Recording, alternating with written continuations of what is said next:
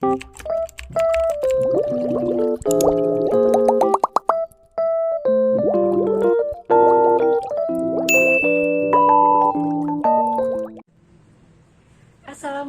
warahmatullahi wabarakatuh. Halo teman-teman, perkenalkan nama saya Valina Claudia Ditarta, mahasiswi Fakultas Ekonomi Unisula. Di kesempatan kali ini, saya akan membahas mengenai responsibility auditor. Tetapi sebelum membahas lebih jauh mengenai responsibility auditor, kita harus mengetahui dulu nih, apa sih perbedaan dari auditor dan audit?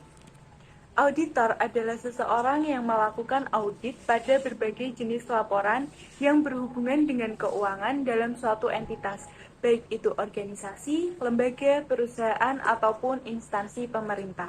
Auditor sendiri dibedakan menjadi 3, auditor internal, auditor independen atau auditor eksternal, dan auditor pemerintah. Lalu apa sih perbedaan dari ketiga jenis auditor itu? Auditor internal. Auditor internal adalah seseorang yang bekerja untuk perusahaan atau instansi sebagai auditor. Beberapa tugas mereka adalah memeriksa dokumen laporan keuangan internal perusahaan, tapi ruang lingkup dari auditor internal cukup terbatas. Selain itu, auditor internal juga bekerja untuk bisa meningkatkan akurasi data keuangan perusahaan tempatnya bekerja. Yang kedua, auditor eksternal atau biasa kita sebut dengan auditor independen.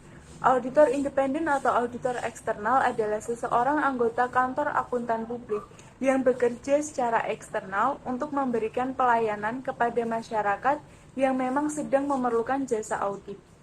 Jenis auditor eksternal ini tidak boleh dipengaruhi oleh pihak luar ataupun pihak mana saja.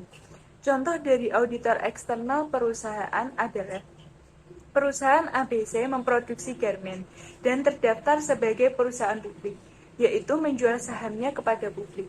Perusahaan ingin mengetahui apakah mereka bertanggung jawab agar laporan keuangannya diaudit oleh auditor eksternal atau tidak.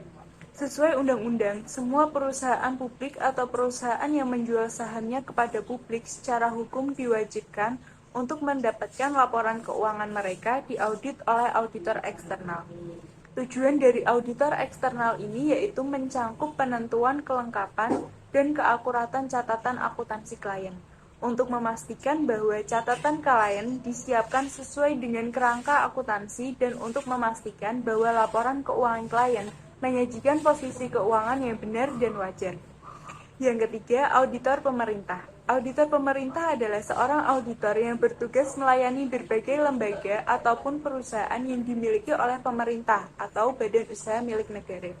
Beberapa tugas yang wajib dilakukan oleh seorang auditor pemerintah adalah untuk mengawasi aliran keuangan dan juga praktek di instansi ataupun lembaga milik pemerintah. Selanjutnya, ada 3 jenis audit. Apa sih perbedaan dari ketiga jenis audit ini? Yang pertama yaitu audit laporan keuangan atau financial statement audit. Audit laporan keuangan adalah audit yang dilakukan oleh auditor eksternal terhadap laporan keuangan kliennya untuk memberikan pendapat apakah laporan keuangan tersebut disajikan sesuai dengan kriteria-kriteria yang telah ditetapkan. Hasil audit lalu dibagikan kepada pihak luar perusahaan seperti kreditor, pemegang saham, dan kantor pelayanan pajak. Yang kedua yaitu audit kepatuhan atau compliance audit. Audit ini bertujuan untuk menentukan apakah yang diperiksa sesuai dengan kondisi, peraturan, dan undang-undang tertentu.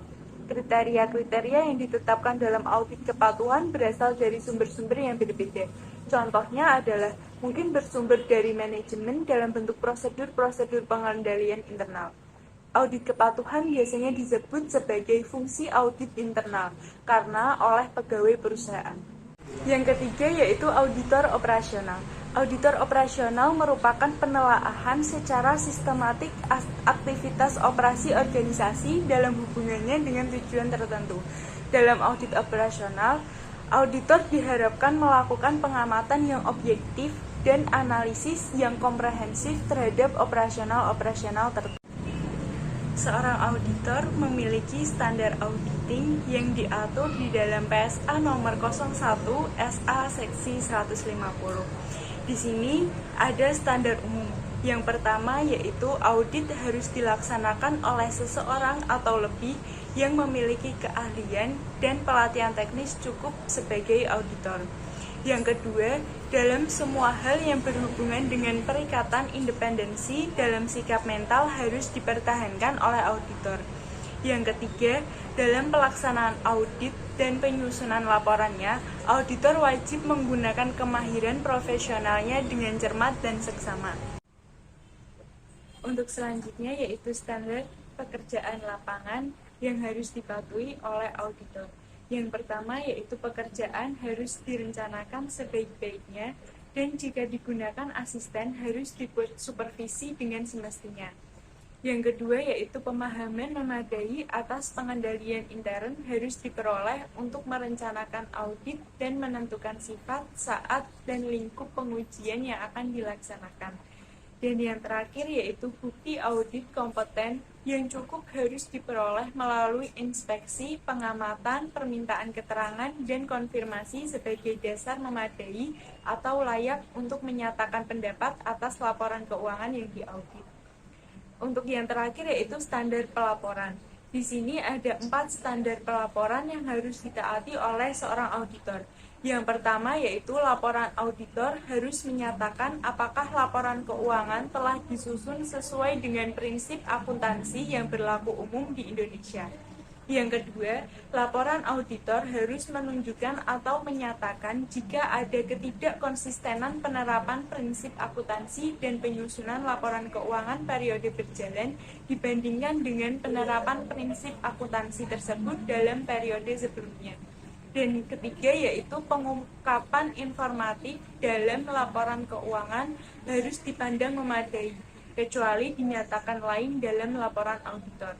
Dan yang terakhir yaitu laporan auditor harus memuat sesuatu pernyataan pendapat mengenai laporan keuangan secara keseluruhan atau suatu asersi bahwa pernyataan demikian tidak dapat diberikan. Jika pendapat secara keseluruhan tidak dapat diberikan, maka alasannya harus dikaitkan dengan laporan keuangan. Maka, laporan auditor harus memuat petunjuk yang jelas mengenai sifat ada dan tingkat tanggung jawab yang dipikul oleh auditor. Selanjutnya yaitu pemakai informasi keuangan auditor. Dibedakan menjadi 3, struktur hubungan antara auditor pemerintah BPKP, kliennya, dan pemakai informasi keuangan. Di sini pemakaian informasi keuangan yaitu presiden. Kemudian pembuat asersinya yaitu manajemen BUMN atau BUMD, instansi pemerintah atau proyek pemerintah. Kemudian manajemen BUMN atau BUMD, instansi pemerintah, proyek pemerintah menyajikan laporan keuangan yang akan diaudit oleh Badan Pengawasan Keuangan dan Pembangunan (BPKP). Manajemen BUMN atau BUMD, instansi pemerintah, proyek pemerintah membuat laporan keuangan yang biasa disebut dengan laporan keuangan auditan. Sedangkan Badan Pengawasan Keuangan dan Pembangunan atau BPKP membuat laporan audit yang kemudian akan disajikan oleh penerima informasi yaitu presiden. Pemakai informasi keuangan yang kedua yaitu Dewan Perwakilan Rakyat atau DPR. Di sini pembuat asersinya masih sama yaitu manajemen BUMN atau BUMD, instansi pemerintah atau proyek pemerintah yang kemudian menyajikan laporan keuangan yang akan diaudit langsung oleh Badan Pemeriksa Keuangan atau BPK. Di sini tugasnya masih sama yaitu menyusun laporan keuangan auditan bagi manajemen BUMN atau BUMD, instansi pemerintah atau proyek pemerintah, dan menyusun laporan audit bagi Badan Pemeriksa Keuangan atau BPK. Yang kemudian selanjutnya laporan ini akan disajikan oleh Dewan Perwakilan Rakyat. Pemakai informasi keuangan yang terakhir yaitu manajemen puncak. Di sini pembuat asersinya yaitu manajemen perusahaan yang kemudian akan menyajikan laporan keuangan yang akan diaudit atau diatestasi oleh Satuan Pengawasan Intern atau SPI. Kemudian manajemen perusahaan akan menyusun laporan keuangan auditan laporan dan Satuan Pengawasan Intern atau SPI akan membuat laporan auditan yang kemudian akan disajikan oleh manajemen puncak. Selanjutnya yaitu hubungan antara standar atestasi dengan standar auditing. Yang pertama yaitu perikatan atestasi, kemudian dibawahi oleh standar atestasi yang membawahi standar auditing, pemeriksaan atas laporan keuangan prospektif, dan tipe perikatan atestasi lain.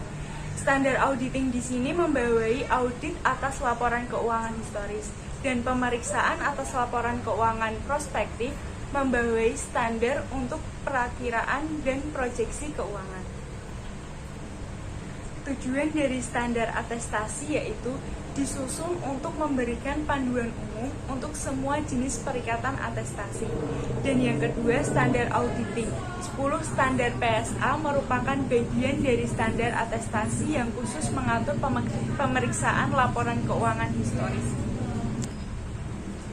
Selanjutnya yaitu hierarki standar auditing, pernyataan standar auditing atau PSA, dan interpretasi pernyataan standar auditing atau IPSA. Standar auditing untuk standar umum. Yang pertama yaitu keahlian dan pelatihan teknik yang memadai, yang kedua independensi dalam sikap mental, dan yang ketiga kemahiran profesional dengan cermat dan seksama. 3 di antara standar umum tersebut yaitu landasan konseptual. Untuk selanjutnya, landasan konseptual untuk standar pekerjaan lapangan yaitu perencanaan dan supervisi audit. Yang kedua, pemahaman yang memadai atas SPI atau standar perusahaan internal. Dan yang keenam yaitu bukti audit kompeten yang cukup. Dan landasan konseptual untuk standar pelaporan yaitu pernyataan tentang kesesuaian laporan keuangan dengan prinsip akuntansi bertarima umum. Yang kedua, pernyataan mengenai ketidakkonsistenan penerapan prinsip akuntansi bertarima umum. Yang ketiga yaitu pengungkapan informatif dalam laporan keuangan. Dan yang terakhir yaitu pernyataan pendapat atas laporan keuangan secara keseluruhan.